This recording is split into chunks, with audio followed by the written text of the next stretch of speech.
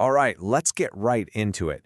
We're going to talk about one of the single biggest hurdles in building wealth, that very first $100,000. It's a number that feels almost mythical for a lot of people, and honestly, for good reason. So today, we're going to break down exactly why it's so tough, and more importantly, why so many people get stuck long before they ever get close to it.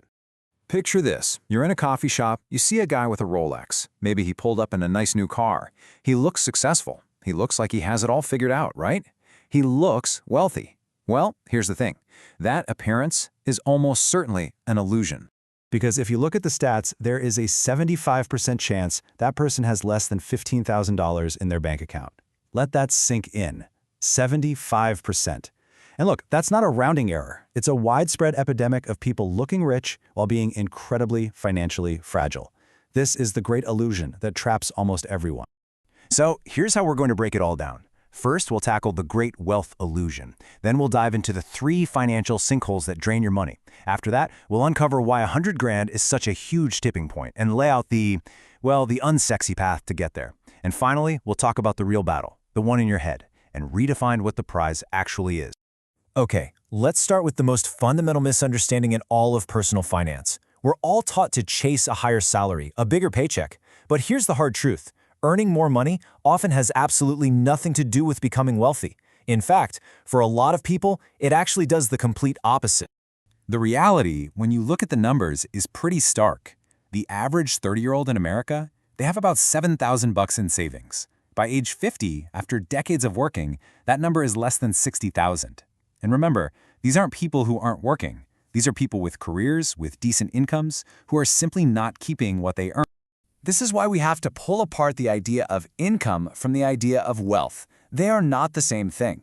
Income is temporary. It's that paycheck that hits your account and for most people is gone almost as fast as it came in. Wealth is what you keep. It's the money that stays, gets put to work, and starts making more money for you even while you're sleeping. Okay, so if the problem isn't just about income, then what is it? Well, it's a behavior problem. There are these specific traps, these financial sinkholes that just systematically stop people from ever building a real financial foundation. The first one is what I like to call the silent assassin, lifestyle creep. So you get a raise. You go from making, say, $45,000 a year to $60,000. Awesome, right? But what happens? Well, suddenly, your apartment feels a little too small. Your car seems kind of old. You start eating out more. And a year later, you're making more money than ever before, but you feel just as broke. Your lifestyle just expanded to swallow every single new dollar. Next up is the payments mentality. Our entire culture has trained us to ask the wrong question. We don't ask, can I afford this $35,000 car? No, we ask, can I afford the $499 monthly payment? By focusing on that small, manageable monthly chunk, we completely ignore the fact that over 6 years, that same car is going to cost you over $41,000. You're literally paying thousands extra just for the privilege of not having to wait. And this brings us to the core battle that's happening with your money every single day: assets versus liabilities. It's really simple. Assets, like stocks or a business, put money into your pocket. Liabilities, like that car payment, take money out of it. Most people spend their entire lives just stacking up liabilities, and then they wonder why they never get ahead. So let's talk about that magic number. There's a specific milestone in this journey where the entire game of building wealth completely changes. It's the point where that brutal uphill climb finally starts to level out, and that number is $100,000. The billionaire investor Charlie Munger, he put it pretty bluntly. And he was absolutely right. Getting there is a grind. It is pure sacrifice and discipline. But the reason it's so important isn't just about the number itself. It's about the mathematical reality that kicks in the second you hit it. And the math here, it just doesn't lie. Look at this. If you start investing $5,000 a year at age 25, you could end up with $1.4 million by retirement. But if you wait just 1 decade, start at 35, you end up with less than half of that. That 10-year delay costs you over $750,000. That is the devastating power of time working against you. And here is exactly why that first 100K is the key. To get there, investing $1,000 a month takes about 6.5 years of pure grinding. But the next 100K, that only takes 4 years. And the one after that, 3 years. The time between each milestone shrinks because your money, your army of dollar bills, is finally doing the heavy lifting for you. This is compounding in action. The boulder starts rolling on its own. So, knowing the why is great, but it's pretty useless without the how, right? Well, the path to your first $100,000 isn't glamorous. It's not complicated. In fact, it's brutally simple, and to be honest, it's kind of boring. And that is exactly why it works so well.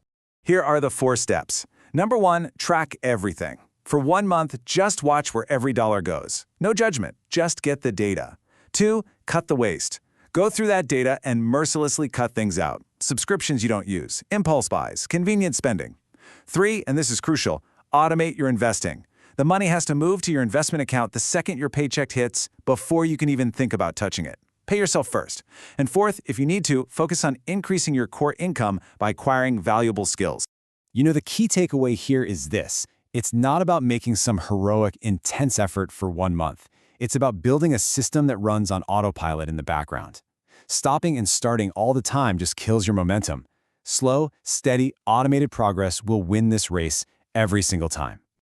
And this brings us to what is, without a doubt, the hardest part of the entire journey.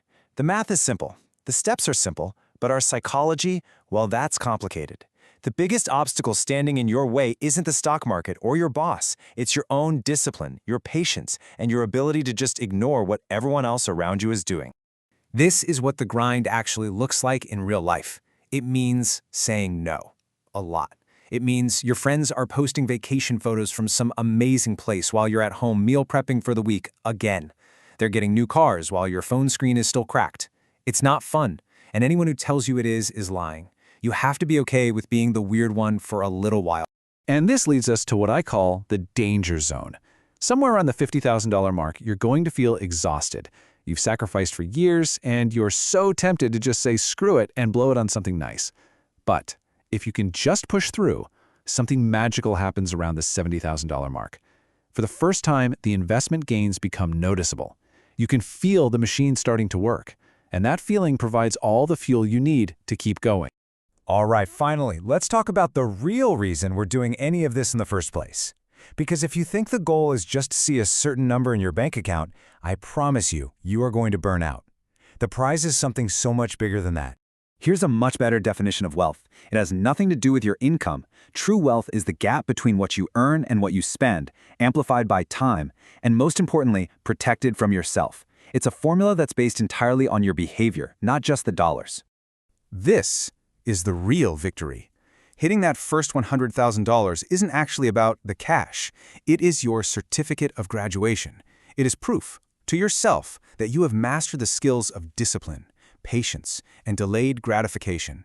And once you've proven that, building the next 100,000 and the next becomes almost inevitable. You've broken the cycle. So really, it all comes down to this. The goal isn't just financial security, it's freedom. The freedom to choose your work, to choose your schedule, to choose your life. The ultimate prize isn't the money itself, it's the control over your own time that the money buys you. So the real question is, what are you going to do with it?